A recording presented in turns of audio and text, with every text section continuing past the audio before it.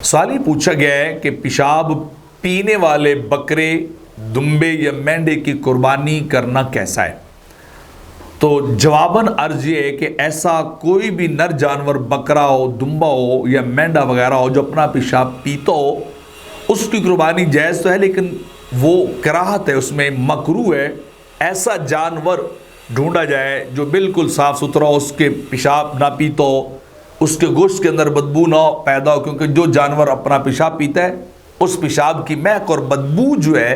وہ گوشت کے اندر جو ہے وہ پیدا ہو جاتی ہے۔ اس کی وجہ سے کھانے والے بھی اس کے اندر کراہت جو ہے وہ محسوس کرتے ہیں، اس کو پسند نہیں کرتے، تو لہٰذا جانور بالکل جو ہے اس عیب سے بھی یعنی پاک ہی ہونا چاہیے، اگرچہ قربانی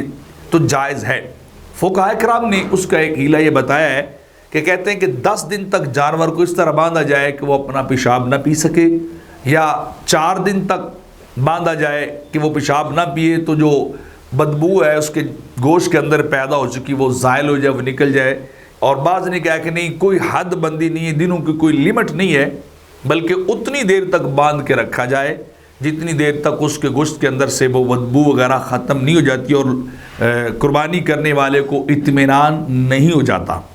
تو فتاوی ہندیہ کے اندر اور ابن عابدین نے اسی طرح اس بات کو جو ہے وضاحت کے ساتھ لکھا ہے کہ قربانی تو بہرحال ایسے جانور کی ہو جائے گی، لیکن اس سے کراہت ہوگی، مکروہ ہے، جانور پیشاب پینے والا نہ ہو بلکہ صاف ستھرا جانور ہو جسے اللہ کے راستے میں قربان کیا جائے۔